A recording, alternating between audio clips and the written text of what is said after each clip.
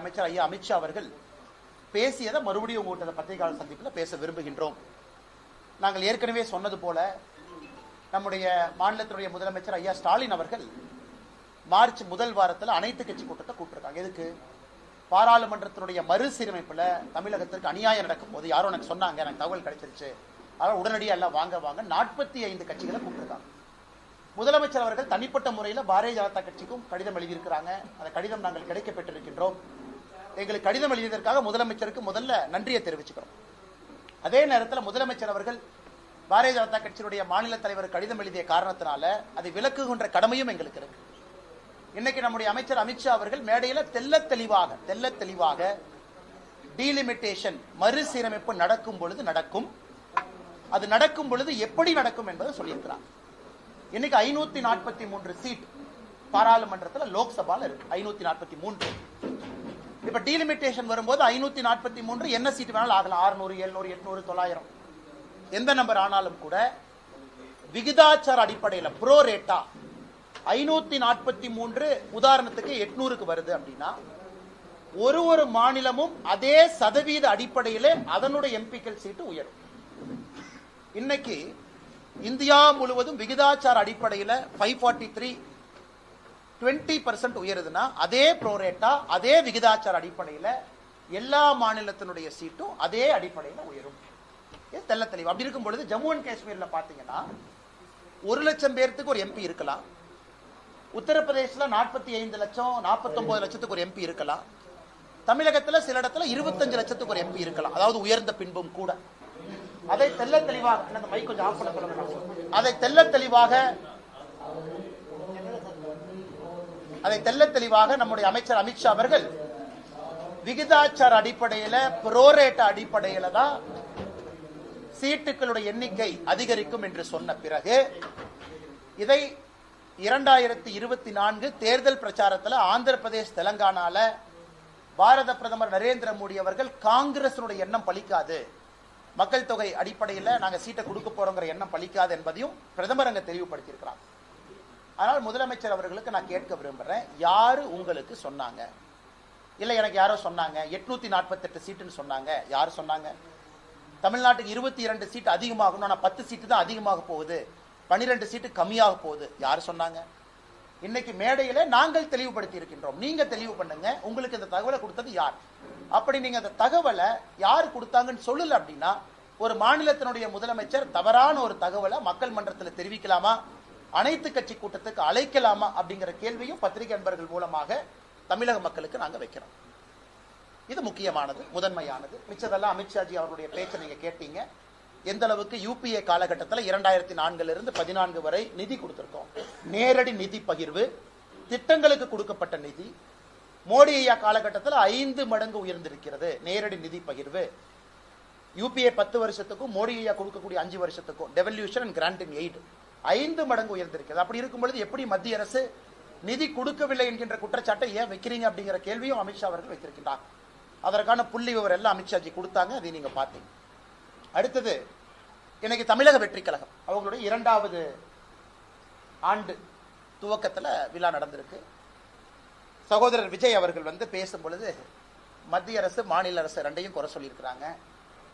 What bro, why bro, ஏன் bro, நீங்க உங்களுக்குள்ள எல்கேஜி பசங்க மாதிரி சண்டை போட்டுக்கிறீங்க. நான் விஜய் அவர்கள் கேட்கிறேன், practice what you preach bro, why bro telling lies. இது சகோதரர் விஜய் அவர்களுக்கு நான் சொல்றேன், உங்க குழந்தைக்கு 3 மொழி, நீங்க நடத்துகின்ற விஜய் வித்யாசிரம் பள்ளியில 3 மொழி, ஆனா தமிழக வெற்றி கழகத்தினுடைய தொண்டர்கள் குழந்தைங்களுக்கு 2 மொழி. What bro, practice what you preach bro. அதாவது சொன்னதை நீங்க என்ன வாழ்க்கையில் நடந்துக்கிறீங்களோ அதே மாதிரி செய்யுங்க ப்ரோ அப்படின்னு விஜய் அவர்களுக்கு தமிழக பாரதிய ஜனதா கட்சி சார்பாக இந்த நேரத்தில் நான் வலியுறுத்துகின்றேன். அதே நேரத்தில் கையெழுத்து இயக்கம் கெட் அவுட்னு ஆரம்பிக்கிறாரு. பிரசாந்த் கிஷோர் விஜய் அவரை பார்த்து கெட் அவுட்னு அவரே சொல்றாரு. இதோட ஆச்சரியம் இந்தியாலே பார்த்ததில்லை.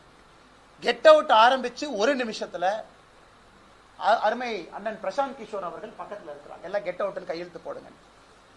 உன்னை ஆதவ அர்ஜுன் அவர் கையெழுத்து போடுறாரு, அண்ணன் புஷி ஆனந்த் அவர் கையெழுத்து போடுறாரு. உன்னை பிரசாந்த் கிஷோர் அவர் நான் கெட் அவுட்னு சொல்லிட்டு கையெழுத்து போடாமல் எஸ்கேப் ஆகி போயிட்டார். அதனால இந்த கெட் அவுட் ஆரம்பித்த 30 செகண்ட்லயே இந்த கெட் அவுட்டுக்கான என்ன மரியாதை என்பது விஜய் அவர்களுக்கு ஆலோசனை சொல்லக்கூடிய சகோதரர் பிரசாந்த் கிஷோர் அவருடைய நடவடிக்கை நமக்கு காண்பித்து கொடுத்துருச்சு. அதனால இந்த கெட் அவுட் இதெல்லாம் ஒரு காரணத்திற்காக இருக்க வேண்டும். எங்கேயும் யாரும் எந்த மொழியும் திணிக்கல. அதனால practice what you breach bro. What bro நீங்களே ப்ரோன்னு பொய் சொல்லாமா ப்ரோ. அதனால அருமை சகோதரர் விஜய் அவர்கள் இதை செய்ய வேண்டாம் என்று அன்போடு வலியுறுத்தி, அதன் பிறகு பத்திரிகை நண்பர்களுக்கு கேள்வி இருக்கும். கேள்வி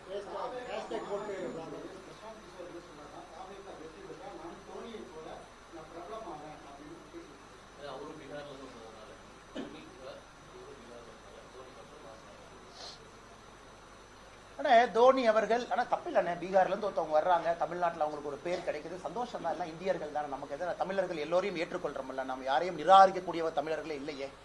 தமிழ்நாட்டுக்கு நல்லது யாரு பண்ணாலும் ஏத்துக்கிறோம். பிரசாந்த் கிஷோர் அண்ணுக்கு ஒரே ஒரு கேள்வி, ஏனே டிஎம்கேவை கொண்டு வந்து உட்கார வச்சுங்க? நீங்க இவ்வளவு பேச்சு பேசுறீங்க, நானும் தோனியை போல் புகழ் பெற வேண்டும், நானும் பீகார் ஜார்க்கண்ட்ல இருந்து வந்திருக்கேன்னு சொல்ற பிரசாந்த் கிஷோர் அண்ணன் எதற்காக திராவிட முன்னேற்ற கழகத்தை கொண்டு வந்து ஆட்சியில் அமர்த்தி? அதற்காக மக்கள் எப்போதும் உங்களை மன்னிக்க மாட்டாங்க, அது உண்மை. தனிப்பட்ட முறையில் உங்களுக்கும் எங்களுக்கும் என்ன பிரச்சனை? தனிப்பட்ட முறையில் இன்னொரு மாநிலத்திலிருந்து வர்றீங்க, தமிழ்நாடு நன்றாக இருக்க வேண்டும் என்று எந்த வேலையை நீங்க செஞ்சாலும், இந்தியாவில் யாராக இருந்தாலும் தமிழர்கள் திரும்ப அந்த மரியாதையை கொடுக்கத்தான் போறாங்க. கிளாசிக் உதாரணம் தோனி அவர்கள்.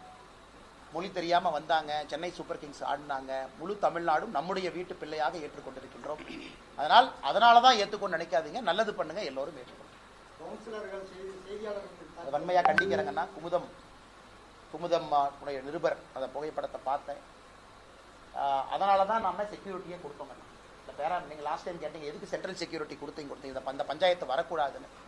அதனால தயவு செய்து சென்ட்ரல் கவர்மெண்ட் செக்யூரிட்டி சிஆர்பிஎஃப் பயன்படுத்துங்க. ஹைலி ட்ரெயின்டு, ரொம்ப நாசூக்கா நாகரிகமா நடந்துக்குவாங்க. அவங்கள விவிஐபி பெட்டாலியன்ல இருந்து வர்றாங்க. இந்த சிஆர்பிஎஃப் செக்யூரிட்டி யாரு நம்முடைய சகோதரர்கள் வர்றாங்களோ அவங்க ஸ்பெஷலி ட்ரெயின்டு.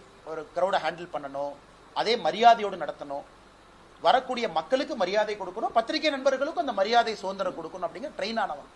அதனாலதான் உங்களுக்கு அது கொடுத்துருக்கனால நான் பவுன்சர்ஸ் எல்லாமே நான் தவறா சொல்லல, அவங்களுக்கு தெரியாது, செய்தியாளர்களாலும் கூட சில இடத்துல தெரியாதனால இது வன்மையா கண்டிக்க வேண்டிய விஷயம்.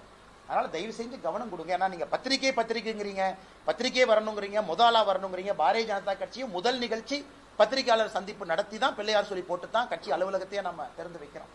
அந்த அளவுக்கு பத்திரிகையாளர் மீது நம் நம்பிக்கை கொடுக்கும் பொழுது, மரியாதை கொடுக்கும் பொழுது நம்முடைய நடத்தையும் அப்படி இருக்க வேண்டும் என்று சொல்லிக் கொள்கிறேன்.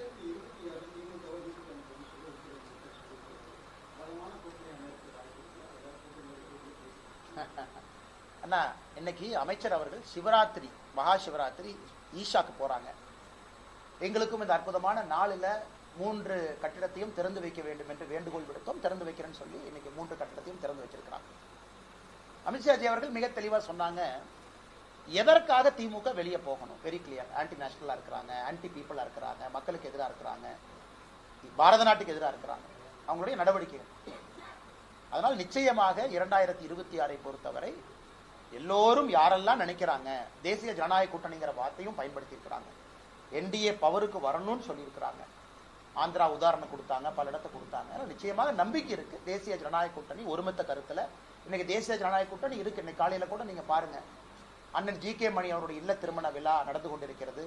அமித்ஷாஜி அவங்களால போக முடியல, லேட்டா தான் வந்தாங்க. என்னை அனுப்பியிருந்தார், நீ போயிட்டு வாப்பான்னு. காலையில சேலம் போய் அவருடைய முகூர்த்தத்தில் கலந்து கொண்டு வந்து தொலைபேசி மூலமாக அமித்ஷா அவர்கள் ஜி.கே. மணி ஐயாவுக்கு தொடர்பு கொண்டு வாழ்த்து சொன்னாங்க. அதனால எப்பொழுதுமே பரஸ்பரமான ஒரு நல்ல சூழ்நிலை தான் தேசிய ஜனநாயக கூட்டணி இருக்கிறது. வருகின்ற காலத்துல ஒருமித்த கருத்தோடு யார் வந்தாலும் இணைந்து நாங்கள் பயணிக்க தயார்.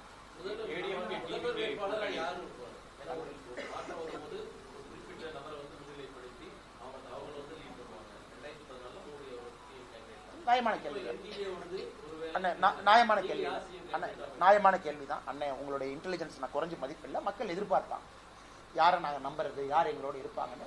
நேரமும் காலமும் இருக்கிறது. வரும்பொழுது கண்டிப்பா நீங்க கேட்கிற கேள்விக்கு நாங்கள் பதில் சொல்லணும். எலெக்ஷன் காலகட்டத்தில் சொல்லணும், எலெக்ஷனுக்கு முன்னாடி சொல்லணும்.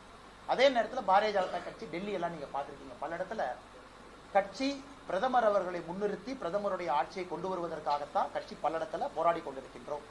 அதுவும் பிஜேபியினுடைய மாடல். சரியான நேரத்தில் தலைவர்கள் பேசுறாங்க. ஆனா இன்னொரு கட்சி அவங்க கூட்டணி, அவங்க எப்படி பயணம் பண்ணுவாங்க அப்படின்னு நான் சொன்னா அது தப்பா போயிருங்கன்னா, அந்தந்த கட்சியினுடைய தனிப்பட்ட விருப்பு வெறுப்பு அவங்க முடிவு செய்யும். ஆனா இன்னைக்கு என்டிஏ இருக்கு, வலிமையா இருக்கு, ஸ்ட்ராங்கா இருக்கு, வளர்ந்துகிட்டு இருக்கு. எல்லாரும் பாசத்தோடு ஒன்றா இருக்கும். வருகின்ற காலத்தில் ஒருமித்த கருத்தோடு நீங்க பார்ப்பீங்க என்டிஏ என்கின்ற வார்த்தை.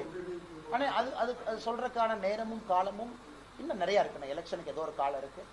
அதனால திமுகவை வீட்டுக்கு அனுப்பணும் தெளிவா சொல்லியிருக்கிறாங்க. என்டிஏ பவருக்கு வரணும் தெளிவா சொல்லியிருக்கிறாங்க. அதைத்தான் நம்ம எல்லோரும் சொல்லுகின்றோம். பாரதிய ஜனதா கட்சி இன்னைக்கு என்டிஏ நம்ம பார்ட்னர் ஸ்ட்ராங்கா இருக்கிறாங்க. அதனால் வருகின்ற காலத்தில் பார்ப்பீங்க. அண்ணே டைம் இருக்கு, நேரம் இருக்கு, காலம் இருக்கு. ஒருமித்த கருத்தோடு இருக்கணும். என்டிஏன் தான் சொன்னேன் மேடம். நானும் என்னோட பேச்சில் என்டிஏன் தானே மேடம் சொன்னேன். ஏன்னா 2024 நம்ம என்டிஏன் தானே சொன்னோம்.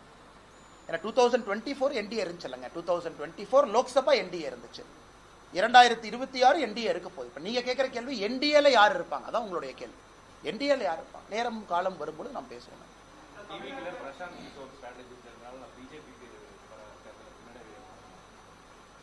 அண்ணே நான் யாரை பற்றியும் நான் தப்பாக சொல்கிற ஆள் இல்லைங்கன்னா, எல்லோரும் ஒரு ஸ்ட்ராட்டஜிஸ்ட்டுக்குன்னு ஒரு ஸ்ட்ரென்த் இருக்குது, பவர் இருக்குது. அது பிரசாந்த் கிஷோர் அவர்களாக இருக்கட்டும், தமிழகத்தில் சுனில் கண்ணுகுலுன்னு ஒருத்தர் இருக்கார் அவராக இருக்கட்டும். இவங்க எல்லாருமே நான் எப்பவுமே வெளியிருந்து பார்க்கக்கூடிய ஆளுமைகள். நிறைய அவங்களுக்கு அரசியல் தெரியும். நான் சும்மா போகிற போக்கில் அப்படியே தேரை வாரி அரைக்க விரும்பலை, தெரியும். அதே நேரத்தில் எந்த அளவுக்கு தெரியும் அது எனக்கு தெரியாது. ஏன்னா நாம களத்தில் இருக்கோம், கூட இருக்கோம், கீழே இருக்கோம், சுற்றிக்கிட்டு இருக்கோம். நமக்கு எந்த அளவுக்கு தெரியும், அவர்களுக்கு எந்த அளவுக்கு தெரியும். ஒரு டீம் போட்டு வேலை பார்க்குறீங்க. இந்தியாவில் இருக்கக்கூடிய எல்லா பசங்களையும் ரெக்ரூட் பண்ணி தமிழ்நாட்டில் வேலை பாருன்னு டீம் வச்சிருக்காங்க. ஸோ அந்த பசங்களுக்கு எந்த அளவுக்கு தெரியும் எனக்கு தெரியாது. அதனால யாரையும் நான் குறைச்சி மதிப்பிடல. அதே நேரத்தில் களத்தில் இருக்கக்கூடிய ஒரு தொண்டனையும் தலைவனையும் குறைச்சி மதிப்பிடாதீங்கிறத நான் ஸ்ட்ராட்டஜிஸ்ட்டை சொல்றேன். ஏன்னா ஒரு ஸ்ட்ராட்டஜிஸ்ட் அரசியல் களத்தில் இறங்கும் பொழுதுதான் அந்த ஸ்ட்ராட்டஜிஸ்டுக்கு ஒரு பிரச்சனை இருக்கும். பீகார் கடுமையான அரசியல் களம், எளிதான ஒரு களம் இல்லை. ஜாதி அரசியல் நிறைந்திருக்கக்கூடிய களம். பிரசாந்த் கிஷோர் அவர்கள் அங்கே போயிருக்கிறாங்க, நின்னாங்க. நான் யாரையும் குறைச்சலாம் மதிப்பில். வருகின்ற காலத்தில் பிரசாந்த் கிஷோர் அவர்கள் வளர்வார்களா, ஜனசுராஜ் வளருமான்னு தொடர்ந்து பார்க்கணும். ஆனால் இந்த முறை நடக்கக்கூடிய பீகார் தேர்தலையும் என்டிஏ தான் ஜெயிக்க போகுது. எழுதி வச்சுக்கங்க. NDA will win. பிஜேபி கடந்த முறை போல பெரிய அளவில் பிஜேபி அங்கே எம்எல்ஏக்களை பெறப்போம். இன்னைக்கு நான் சொல்றது எழுதி வச்சுக்கங்க. தமிழ்நாட்டுக்கு முன்னாடி நடக்கத்தான் போகுது. களத்தில் பிரசாந்த் கிஷோர் அவருடைய ஜனசுவராஜ் இருக்கத்தான் போகுது. தமிழ்நாடு எலெக்ஷனுக்கு முன்னாடியே நீங்க பார்க்கத்தான் போறீங்க. பிரசாந்த் கிஷோருடைய கட்சி இருக்கும், பிஜேபி இருக்கும், யார் அதிகமாக ஜெயிப்பாங்கன்னு பாருங்க. அதனால் லாங் ஸ்டாண்டிங்கா பாலிடிக்ஸ்ல நிக்கணும். 10 ஆண்டுகள் 20 ஆண்டுகள் கழிச்சு சில பேருக்கு வாய்ப்பு வரும். அதனால எல்லோருக்கும் நான் வாழ்த்துக்களை தெரிவிச்சுக்கிறேன். ஸ்ட்ராட்டஜிஸ்ட் வந்தனால கேம் மாறும். கோச் முக்கியமா, கேப்டன் முக்கியமா, பிளேயர் முக்கியமான? எப்பொழுதுமே player first, captain second, coach third, spectator fourth.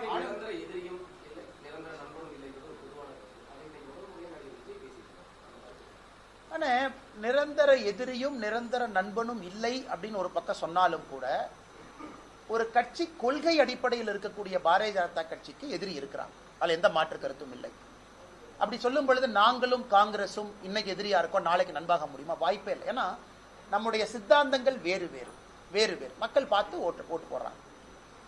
அதே போல நாங்களும் பல கட்சிகளும் ஒன்றாக இருக்க முடியுமா? இருக்க முடியாது. சில இடத்துல காம்ப்ரமைஸ் பண்ணி ஒரு நாட்டினுடைய நலனுக்காக அது நடந்திருக்கு. 99 2004 என்டிஏ ஆட்சி, அடல் பிகாரி வாஜ்பாய் ஆட்சி நடந்திருக்கு இல்லைன்னு நான் சொல்லல. அதனால் நிரந்தர எதிரி நிரந்தர நண்பன் அப்படின்னு சொல்லக்கூடியது எல்லா இடத்திலும் பொருந்தாது என்பது என்னுடைய கருத்து.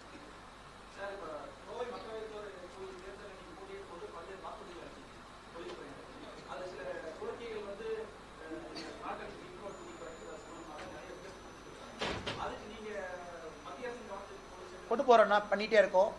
குறிப்பா அதனாலதான் காட்டன் பாலிசியை இந்த பட்ஜெட்ல நீங்க பார்த்துருக்கணும். ஏன்னா நம்முடைய கோவை தொழில்துறை நம்ம மேனிஃபெஸ்டோல பார்த்தீங்கன்னா ஒரு முக்கியமான பாயிண்ட் காட்டன் பாலிசி 2.0 நம்ம பேசணும், மேனிஃபெஸ்டோல பேசணும். அது இந்த முறை கொண்டு வந்திருக்கிறோம். நீங்க பாத்தீங்களான்னு தெரியல பட்ஜெட். ஏன்னா வாஜ்பாய் காலத்துல காட்டன் பாலிசி 1.0 இருந்துச்சு. இன்னைக்கு பிரச்சனை என்னன்னா, காட்டனை பொறுத்த வரைக்கும் லாங் ஸ்டேபிள் காட்டன் வேணும் கோயம்புத்தூர் நம்முடைய சொந்தங்களுக்கு, குவாலிட்டி காட்டன் வேணும், த்ரெட் ஸ்ட்ராங்கா இருக்கும். இதான் நமக்கு. அது நமக்கு இருக்கக்கூடிய காட்டன்ல இல்ல அப்படிங்கறதுனால நம்ம பல இடத்துல இருந்து காட்டனை இம்போர்ட் பண்றோம். ஆஸ்திரேலியால இருந்து பண்றோம், ஈஜிப்ட்ல இருந்து பண்றோம். அதனால தொழில்துறையினுடைய முக்கியமான கோரிக்கை, நீங்க காட்டன் பாலிசியை திரும்ப லான்ச் பண்ணி இந்தியால குவாலிட்டியான காட்டனை ஊக்குவிக்கணும். ஏன்னா இந்தியால எந்த பகுதி கஷ்டப்படுதோ இல்லையோ, திருப்பூர் கோயம்புத்தூருக்கு தான் லாங் ஸ்டேபிள் காட்டன் வேணும். டிஷர்ட்ல இருந்து குவாலிட்டி, ஏன்னா எக்ஸ்போர்ட்ஸ் எல்லாமே லாங் ஸ்டேபிள் காட்டன். ஸோ சொன்னபடி எங்களுடைய தேர்தல் வாக்குறுதியில இந்த பட்ஜெட்ல அம்மா நிர்மலா சீதாராமன் அவர்கள் கொண்டு வந்திருக்கிறாங்க. ஒரு விஷயம். இரண்டாவது, நம்முடைய இம்போர்ட்டை பொறுத்த வரைக்கும் பல இடத்துல ரேஷனலைசேஷன், குறிப்பா பங்களாதேஷ்ல இருந்து வரக்கூடிய உள்ளாடைகள், திருப்பூராக இருக்கட்டும், கோயம்புத்தூராக இருக்கட்டும், ஈரோடு, இந்த பகுதி உள்ளாடைகள் பார்த்தீங்கன்னா மிக மிக கடுமையாக நம்முடைய director general of foreign trade DGFT கடுமையான நடவடிக்கை, ரவுண்ட் ட்ரிப்பிங். நம்முடைய மெயின் பிரச்சனை பங்களாதேஷ்ல இருந்து வர்றாங்கன்னு சொல்றதை விட வேற நாட்டில இருந்து பங்களாதேஷுக்குள்ள போய் தமிழ்நாட்டுக்குள்ள பங்களாதேஷா வர்றாங்க அப்படிங்கறது நம்முடைய பிரச்சனை. அது இந்த ஆண்டுக்கு நீங்க பாத்தீங்கன்னா டிஜிஎஃப்டி மிக கடுமையாக பியூஷ் கோயல் அவர்களுடைய அமைச்சரவை கடுமையான நடவடிக்கை எடுத்திருக்கிறாங்க. பல பேர் தொழில்துறை நம்மை பாராட்டி இருக்கிறாங்க. இதுவும் நாம தேர்தல் வாக்குறுதியை கொடுத்திருக்கோம், தொடர்ந்து செய்வோம். அதே போல மூன்றாவது நாம் கொடுத்திருப்பது எஃப்டிஏ, ஃப்ரீ ட்ரேட் அக்ரிமெண்ட். ஏன்னா இன்னைக்கு நம்ம காட்டன் இதெல்லாம் பேசுறத விடங்கன்னா இங்க இருக்கக்கூடிய எக்ஸ்போர்ட்டர்ஸ்க்கு 5 மடங்கு எக்ஸ்போர்ட்டை வளர்க்கணும். அதுக்கு ஒரே வாய்ப்பு யூகேல இருந்து வரக்கூடிய எஃப்டிஏ வேகமா சைன் பண்ணணும். அதற்கு தினமும் பியூஷ் கோயல் அவங்க சொல்லிட்டு இருக்காங்க எங்க இருக்கு எங்க போகுதுன்னு. உறுதியாக மிக வேகமாக எஃப்டிஏ யூகேவோடு கையெழுத்திடப்படும் பொழுது இந்தியாவில் அதிகமாக பயன்பெறக்கூடிய பகுதி திருப்பூரும் கோயம்புத்தூருமா இருக்கும். ஏன்னா நேரடியாக அவங்களுடைய எக்ஸ்போர்ட் எண்ணெய் பொறுத்தவரை 3 to 5 மடங்கு depending on the variety of export. Medical textile, normal T-shirts அதுவும் அதிகமாகும். ஒரு கோரிக்கை எண்ணெயை பத்தி சொன்னோம், நேஷனல் இன்வெஸ்டிகேஷன் ஏஜென்சி, அது அமித்ஷாஜி அவர்கள் எங்களுடைய கோரிக்கையை ஏற்று அதற்கான பரிசீலனை இருக்கு. ஏன்னா பவுண்டரியை பிக்சேஷன் பண்ணணும். கொச்சின் ஒரு பக்கம் இருக்கு, ஒரு பக்கம் சென்னை இருக்கு. எண்ணெயை கோட்டை டிக்ளேர் பண்ணோம். 98ல் பாம் பிளாஸ்ட் கோட் ஒன்று இருக்கு, அது சும்மா இருக்கு. அதற்கான எல்லா வேலைகளும் நடந்து கொண்டிருப்பதாக நாங்கள் அறிகின்றோம். அதற்கான நல்ல ஒரு அறிவிப்பும் மத்திய அரசு விரைவில் கொடுப்பாங்கன்னு நம்புறோம்.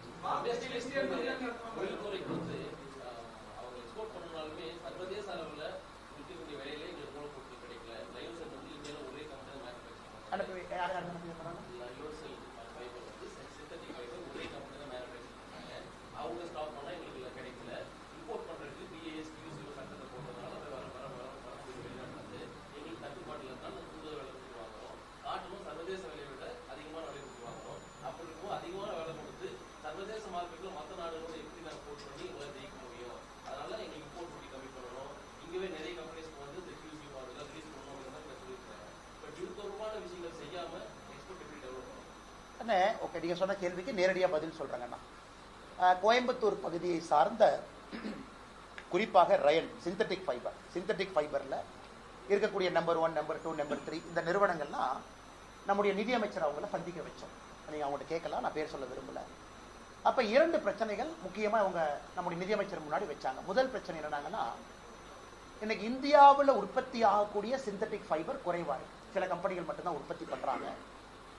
இந்தோனேஷியா, குறிப்பாக இந்தோனேஷியா, ஈஸ்ட் ஏஷியால இருந்து சிந்தட்டிக் ஃபைபர் இந்தியாக்குள்ள வந்து டம்ப் பண்றாங்க. நமக்கு இந்தியாக்குள்ளேயும் சிந்தட்டிக் ஃபைபர் உற்பத்தி ஆகணும், ரயன் மாதிரி ஃபைபர் உற்பத்தி ஆகணும். அதே நேரத்தில் இந்தோனேஷியால இருந்து டம்ப் பண்றவங்களையும் ஆன்டி டம்பிங் டியூட்டியோ இம்போர்ட் டியூட்டியோ போட்டு நாம் அதை குறைப்பதற்கான முயற்சி எடுக்கிறோம். இவங்க ஆர்குமெண்ட் என்ன, ஒரே நேரத்தில் குறைச்சிட்டீங்கன்னா இந்தியாவில் பற்றாக்குறை இருக்கும் பொழுது நாங்க எங்கிருந்து வாங்குவோம், நேரா இது விலை ஏறிடுது. அப்ப எங்கனால ஆர்டிபிஷியல் ஃபைபரை வச்சு செய்ய முடியல. அதற்கான எல்லா முயற்சியும் நிதியமைச்சர் எடுக்கிறாங்க. நான் கம்பெனியினுடைய பேரை சொல்ல விரும்பலீங்கன்னா அதற்கான எல்லா முயற்சி. ஏன்னா இந்தியாவில் கண்ட்ரோல் 2 கம்பெனி கையில தான் இருக்கு. only 2 companies own that market share. அப்ப அவங்களையும் கண்ட்ரோல்ல வைக்கணும். இந்தோனேஷியா போன்ற நாட்டில் இருக்கக்கூடியவங்களுக்கு வாய்ப்பு கொடுக்கணும். ஆனா அவங்களும் வந்து ஃபுல்லா டம்ப் பண்ணி சின்னதா க்ரோ ஆகக்கூடிய ஆர்டிபிஷியல் ஃபைபர் இருக்கிறவங்களை செத்து போயிடக்கூடாது, அவங்களையும் வளர்த்தணும். இதற்கான முயற்சியை மத்திய அரசு எடுக்கிறாங்க. இது ஒரு காம்ப்ளிகேட்டடான ஒரு சப்ஜெக்ட்ங்கன்னா முழு முயற்சியை நிர்மலா சீதாராமன் அவர்கள் பர்டிகுலரா சிந்தட்டிக் ஃபைபர் ரயான் போன்ற இதுக்கு எடுத்துட்டு. அண்ணா எங்களுக்கு ரொம்ப சந்தோஷம். இந்த வருஷம் வந்து பாரத் டெக்ஸ் நம்முடைய பாரத் மண்டபத்தில் நடந்துச்சு. அதனுடைய மிகப்பெரிய டிஸ்பிளேயர்ஸ் எல்லாம் கோயம்புத்தூரை சார்ந்த நம்முடைய சொந்தங்கள் போனாங்க. அது எப்பொழுதுமே உங்களுக்கு தெரியும், ஜெர்மனியில கோர் யூரோப்பில் நடக்கக்கூடிய ஒரு நிகழ்வை பியூஷ் கோயல் அவர்கள் போன ஆண்டு திருப்பூர் பியூஷ் கோயல் அவங்க வந்த பொழுது ப்ராமிஸ் பண்ணிட்டு போனாங்க. இந்த ஆண்டு நம்முடைய பாரத் டெக்ஸ் ஃபேரை பாரத் மண்டபத்தில் நம்ம நடத்தும் பொழுது உலகத்தில் இருக்கக்கூடியவங்க இங்க வருவாங்க. ஆனா முதல் விஷயம் என்ன பண்ணிருக்கோம், நம்ம ஆட்கள் போய் ஜெர்மனி, மியூனிக், பாரிஸ்ல பண்றத பாரத் மண்டபத்தில் பண்ணிருக்கோம். இரண்டாவது, எதற்கு தமிழ்நாடுன்னா கோயம்புத்தூர்ல நடத்த வேண்டும் என்பது எங்களுடைய ஆசை. வருகின்ற காலத்துல பாரத் டெக்ஸ் ஃபேர்ல கோயம்புத்தூர்ல நடத்தணும் அப்படிங்கிற ஒரு வேண்டுகோளை வைப்போம். அதுவும் நடப்பதற்கான வாய்ப்பு. ஒரே வந்து இடப்பற்றாக்குறை. எனக்கு தெரியும், அண்ணன் வந்து நிறைய பிசினஸ் எல்லாம் நீங்க ட்ராக் பண்றீங்க. ஏன்னா பாரத் மண்டபத்தில் இருக்கக்கூடிய ஸ்டால் இடம் அவ்வளவு பெரிய ஏரியா, கோயம்புத்தூர்ல அந்த ஏரியா இருக்கா அப்படிங்கிற ஒரு கேள்விக்குறி. அதையும் நம்ம சால்வ் பண்ணி வில் ஃபைண்ட் அ வேங்க. இன்னும் 1.5 வருஷம் இருக்குங்கன்னா இப்பவே ஆளுங்கட்சி வந்து ஏதோ ஒரு ரீசன் சொல்லிட்டு மக்களுக்கு வந்து பரிசு பொருட்களை கொடுக்க ஆரம்பிச்சிட்டாங்க.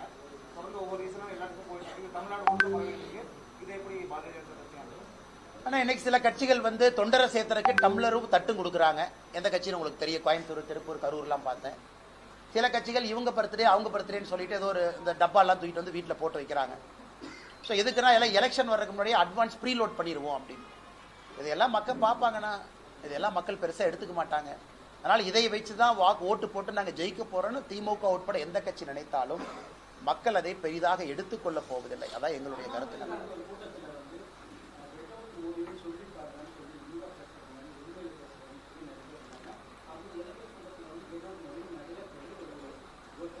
அதுக்கு பதிலடி அதான் நான் என்ன சொன்னேன், உதயநிதி ஸ்டாலின் அவர்கள் சொல்லணும். ஏன்னா அவர் மேடையில் என்ன சொன்னாரு, நாங்க இப்படியே போச்சுன்னா தமிழ்நாட்டில் கெட் அவுட் மோடின்னு சொல்லுவோம். கரூர்ல நான் பேசியதற்கு 2 நாட்களுக்கு முன்பு உதயநிதி ஸ்டாலின் அவர்கள் சொன்னாங்க. அடுத்த நான் மேடையில் கல்வித்துறை அமைச்சர் அன்பில் மகேஷ் பொய்யாமொழி என்னை பேசின ஒருமையில பேசினதை பார்த்தீங்கன்னாலே அதை நீங்க பார்க்கணும். ஒரு கல்வி அமைச்சர் ஒரு பேட்டை ரவுடியா பேசினார்னா எப்படி? அந்த வீடியோ எனக்கு உங்களுக்கு காட்டுறேன். என்னை பத்தி கல்வி அமைச்சர் பேசியிருப்பார் ஒரு 7 நிமிஷம்.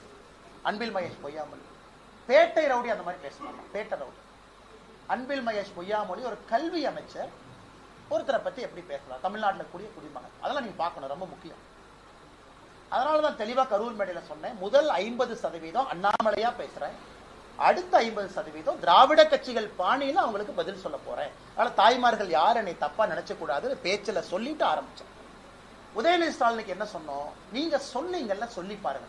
அவருக்கு பயம், சப்போர்ட்டுக்கு 500 பேர்த்த கூட்டு வந்துட்டார். அவர் தனியா சொன்னா மாட்டிக்குவாங்க. 500 சின்ன பசங்களை பின்னாடி உட்கார வச்சுட்டு எல்லாம் கெட் அவுட் மோடின்னு சொல்லுங்க அப்படின்னு. அந்த சின்ன பசங்க இளைஞரணின்னு சொல்லிட்டு அவங்க பின்னாடி உட்காந்து திமுக கெட் அவுட் மோடினா அதுக்கு பதிலடி என்ன? 24 மணி நேரம் டைம் கொடுக்கும். கெட் அவுட் மோடின்னு எல்லாம் சொல்லுங்க. இளைஞரணி, டிஎம்கே அபிஷியல் ஐடி விங்கு எல்லாம் இணைஞ்சு எல்லாம் கெட் அவுட் மோடின்னு ஹேஷ்டாக் போட்டேன். எவ்வளவுங்க? 2,80,000. அடுத்த 24 மணி நேரம் இல்லை, காலையில 6 மணிக்கு கெட் அவுட் ஸ்டாலின் ஆரம்பிச்சோம். 3:27க்கு 10வது லட்சம் 1 million. 6 AM to 3:31 PM 3:27 PM 1 million 10 லட்சம் கெட் அவுட் ஸ்டாலின். ஆனால் நாங்க இது வந்து ஒரு அளவுகோலா சொல்லிங்கன்னா உங்களுக்கு உங்க பாணியில நாங்க பதிலடி கொடுக்க ஆரம்பிச்சோம். இனி கையெழுத்து இயக்கத்தை பாருங்க எந்த அளவுக்கு மேசிவா பிஜேபி களத்தில் இருக்கும். மார்ச் 22 தேதியை குறிச்சு வச்சுங்க. திருச்சியில பாரதிய ஜனதா கட்சியினுடைய பொதுக்கூட்டம், தமிழகத்துல குறிப்பாக தமிழை வளர்க்கக்கூடிய மோடி அவர்களுக்கு நன்றி சொல்லி நடக்கக்கூடிய பொதுக்கூட்டத்தை பாரதிய ஜனதா கட்சி 22ஆம் தேதி திருச்சியில் நடக்க இருக்கிறோம். அந்த கூட்டத்தை பாருங்க, கிரவுண்ட்லயும் பாருங்க, சமூக வலைதளத்துல பாருங்க.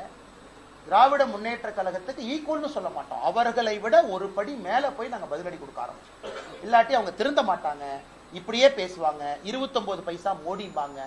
அவர்களுக்கு அவங்க பாணியில பேசினா மட்டும்தான் அவர்களுக்கு புரியும். அதே மருந்து எடுத்து அவங்களுக்கு கொடுக்குறோம்.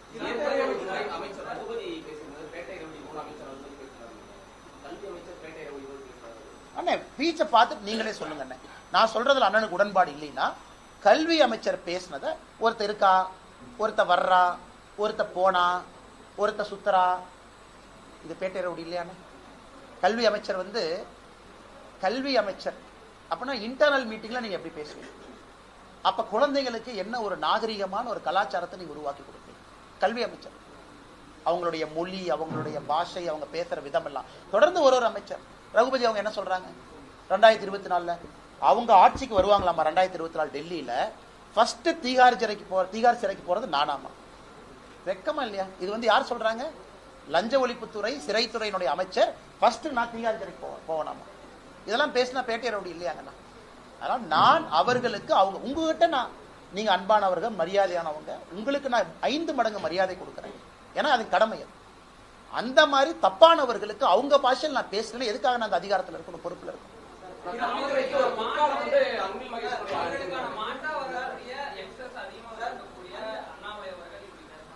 அண்ணே எல்லா யங்ஸ்டர்ஸும் நான் பேசுனதை தப்புன்னு ஒருத்தர் கூட சொல்லிங்கண்ணா. எல்லாருமே விரும்புறாங்க. காரணம் என்னன்னா, அண்ணா நீங்க தப்பா எதுவும் பேசலையே, அவர் மோடியை பத்தி தப்பா சொல்றாரு, மோடியினுடைய தாயை பத்தி தப்பா சொல்லிருக்காங்க, நீங்க பதிலடி கொடுக்குறீங்க. அவங்களுக்கு நீங்க சொல்றீங்க, சொல்லி பாருங்க. அது தெளிவா நீங்க மேடையில சொல்லிட்டு சொல்றீங்க. இல்ல எந்த இளைஞர்கள் என்ன நான் கோவப்பட போறாங்க? எல்லா இளைஞர்களுக்கும் தெரியும், சில இடத்துல முள்ளால தாங்க நான் எடுக்கணும். பார்க்கடலை கடந்த பொழுது சிவபெருமான் எதுக்குன்னு விஷத்தை குடிச்சார். விஷம்னு தெரிஞ்சும் ஏன் குடிச்சார்? சில பேர் அந்த விஷத்தை குடிச்சுதான் ஆகணும். அதுலதான் இருக்கிறோம் தவிர ஒரு தனி மனிதனுக்கு நான் கொடுக்கக்கூடிய மரியாதை எப்பொழுதும் எங்கேயும் நான் குறைக்க போவதில்லை. நாளைக்கு உதயநிதி ஸ்டாலின் திரும்ப அந்த வார்த்தையை பயன்படுத்தினா நானும் திரும்ப நான் சொன்ன அதே ரீதியில தான் பதில் சொல்லுவேன். அதுல எந்த மாற்று கருத்து இல்லைங்க. இப்ப விஜய் அவர்கள் ப்ரோன்னு சொன்னாரு, அவருக்கு நான் திரும்ப ப்ரோன்னு சொன்னேன். Practice what you preach bro.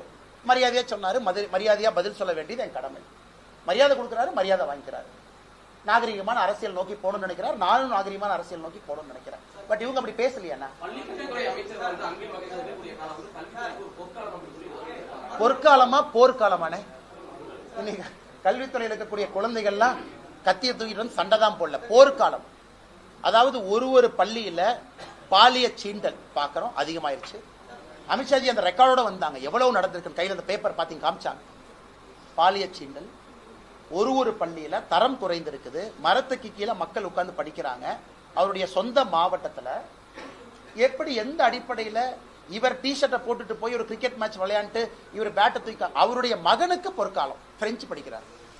Anbil Mahesh பிரியாமொழி அவர்களுடைய மகனுக்கு பொற்காலம், தனியார் பள்ளிகளுக்கு பொற்காலம், 3 மொழி சொல்லிக் கொடுக்கக்கூடிய பள்ளிகளுக்கு பொற்காலம், சன்சைன் மெட்ரிகுலேஷன் பள்ளிக்கு பொற்காலம், 3 வருஷத்துக்கு ஒரு முறை ரெனியூவல் இருந்ததை வருஷத்துக்கு ஒரு முறை மாத்தி 5 லட்சம் ரூபாய் வாங்குற அண்ணா நகர்ல இருக்கக்கூடிய ஒரு கம்பெனிக்கு பொற்காலம். ஆனா அரசு பள்ளியில் இருக்கக்கூடிய 52 லட்சம் மாணவர்களுக்கு பொற்காலம் இல்லைங்க.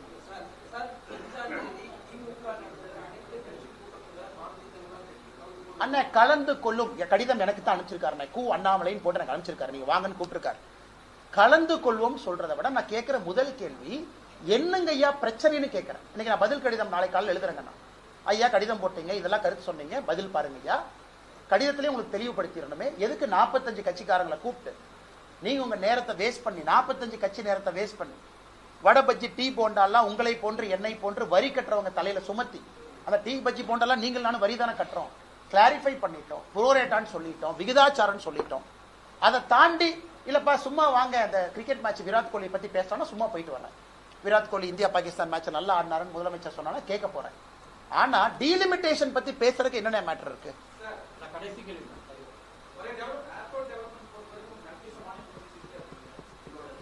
எங்களுடைய நம்பர் 1 பிரையாரிட்டி கோயம்புத்தூருக்கு ஏர்போர்ட் எக்ஸ்பான்ஷன் நம்பர் 1 பிரையாரிட்டி. அது நடந்தா எல்லாம் நடந்துருங்கண்ணா. அதற்கான வேலைகள் மிக வேகமாக ஆரம்பித்திருக்கின்றார்கள். கண்டினியூஸ் ஃபாலோஅப்ல இருக்கும். அது இப்ப இருக்கக்கூடிய விமான போக்குவரத்து அமைச்சர் வேகமாக செயல்படக்கூடியவர். எப்படி ஜோதிராஜ்ய சிந்தியா அவங்க வேகமா செயல்பட்டாங்களோ அதே போல இளமையானவர் ராம்மோகன் அவர்கள் மிக வேகமா செயல்படுறாங்க. மிக வேகமாக கோயம்புத்தூருக்கு கொடுப்பது எங்களுடைய ஹையஸ்ட் பிரையாரிட்டி. கட்டாயமா கொடுப்பாங்க.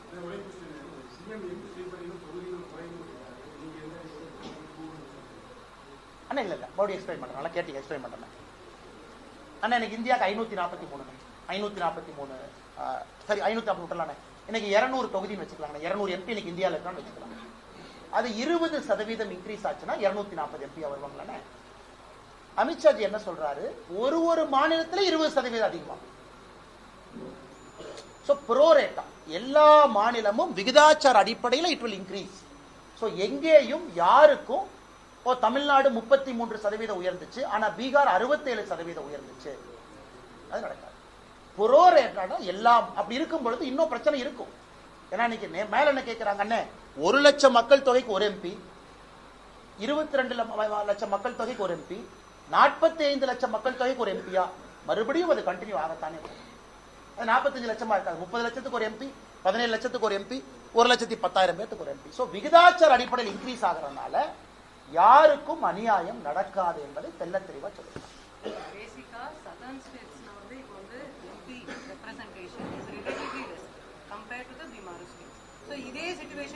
Madam, no. Now you are making a new argument.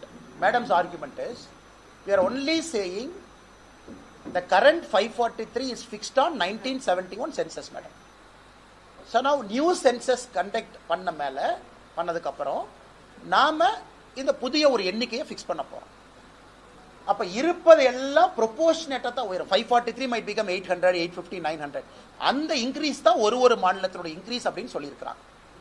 அப்ப இதே லாஜிக் நம்ம பார்க்கும் பொழுது மேடம், இன்னைக்கு யூபி அவங்க கேட்பாங்க, இல்லை எங்களுக்கு அநியாயம் ஆயிடுச்சு, நாங்க எப்படி 50 லட்சம் பேருக்கு ஒரு எம்பிங்கிறீங்க, நீங்க 25 லட்சம் பேருக்கு ஒரு எம்பி. ஏன்னா இந்தியாவில் அவங்களும் பேசுறாங்கல்ல. அமித்ஷாஜி அவர்கள் சொல்வது குறிப்பாக தென்னிந்தியாவில் உங்களுக்கு பிரச்சனை யாருக்குமே இருக்காது, புரோரேட்டா இன்க்ரீஸ். இது நேற்று ஸ்டாலின் அவர்கள் எழுதியிருக்கக்கூடிய கடிதத்திற்கு நேர் எதிர். அதைத்தான் நேத்துல இருந்து கேட்கிறோம். யார் சொன்னாங்க ஐயா, யார் சொன்னாங்க ஐயா, யார் சொன்னாங்க ஐயா? கடைசி கேள்வினா அண்ணா, எனக்கு வீகம் வகுப்பவங்க, எங்களுக்கு வீகம் வகுப்பவங்க 3 பேருங்கண்ணா. உண்மை சொல்லணும், முதல்ல தமிழ்நாட்டு மக்கள் அவங்கள்ட்ட போய் காது கொடுத்து கேட்கணும். 2வது கட்சி தொண்டர்கள், அவங்க கீழே இருந்து மேலே சொல்லணும். 3வது பத்திரிகை நண்பர்கள், மாறுபட்ட கருத்தா இருந்தாலும் எங்ககிட்ட ஆக்ரோஷமா நீங்க இந்த மாதிரி நடந்துக்கணும், மென்மையாகவும் நடந்துக்கணும், எங்ககிட்ட கருத்து சொல்லணும். இந்த 3 பேர்த்துக்கிட்டே டச்சில் இருந்தா எப்பொழுதுமே ஒரு மனிதன் நிதானமா இருப்பான். சில இடத்துல நீங்க சொல்ற கருத்து பிடிக்காம இருக்கலாம், ஆனா 3 கருத்தையும் காது கொடுத்து கேட்டா அந்த 3 பேர் 450 கோடி 500 கோடி 300 கோடி 180 கோடி எனக்கு அமௌண்ட்லாம் தெரியாதுன்னு, அதெல்லாம் கொடுக்கறதுக்கு எங்க பண்ணரு?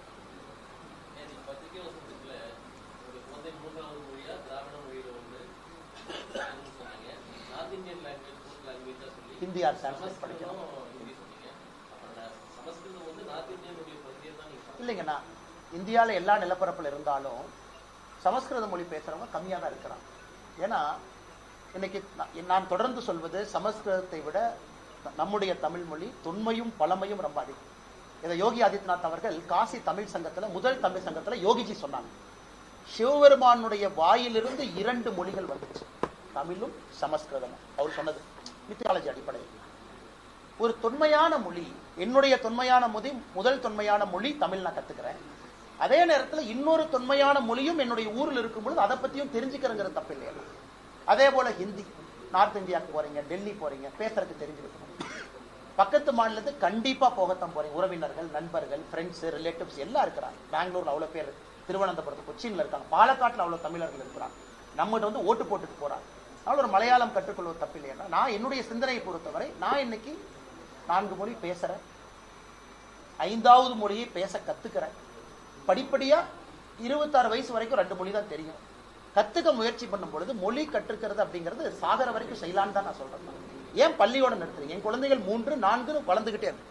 நன்றிங்கண்ணா. Thank you for your time. Yes madam.